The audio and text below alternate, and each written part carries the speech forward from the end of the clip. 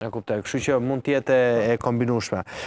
Me që jemi tek materialet edhe tek farmacia, zyra OBSH-s në Tiranë po mbështet autoritetet shqiptare në këtë proces.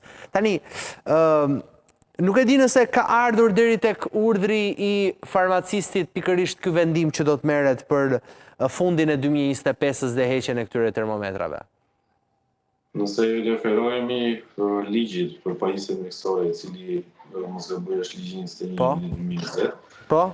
Përton se çdo pajisje mjekësore që vendoset në përdorim nga pacientët duhet të jetë në përputhje të plotë me direktivat e Bashkimit Evropian dhe duhet të sigurojë një nivel të lartë mbrojtje për pacientët dhe duhet të jetë në nivel shumë të saktë përdorimi.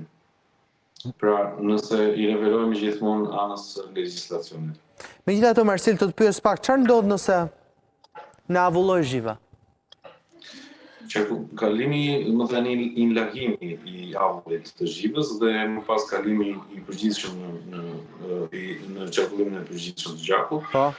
Dhe mund të kemi probleme të dëmtimit të veshkave, të toksikimit të individit dhe le të themi helmimit, quhet më ndryshe, të cilat kanë efekte anësore. Por është ajo që thotë doktori pak më përpara, pra reagimi i menjëhershëm në lidhje me termometrat pasi thyen, pra hapja e dritareve, thithja e saj zhivës me një fsheskorendi apo nëse është pak diku ku ne mund të shikojmë sy të lirë, dhe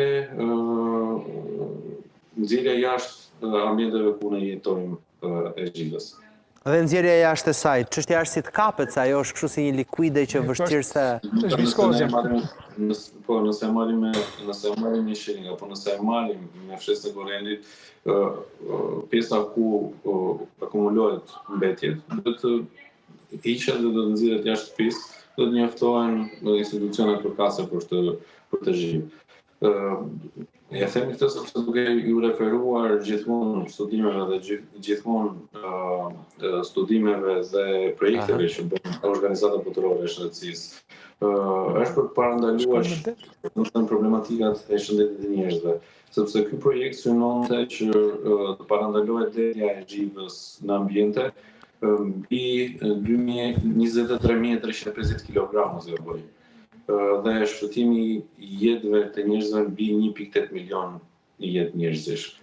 Prandaj dhe ky është një projekt global dhe zvendësimi i zhivës me, le të themi, me alternativa më të sigurta për shëndetin e njerëzve. E kuptoj. Po, doktor. Po, desha thoshja, unë kam një aparat tensioni me zhivë. Të parët në fakt kanë qenë me zhivë, që janë ata më të saktët. Tensioni me zhivë? Aparat tensioni me zhivë. S'ke lindur akoma. S'kisha lindur unë akoma atë.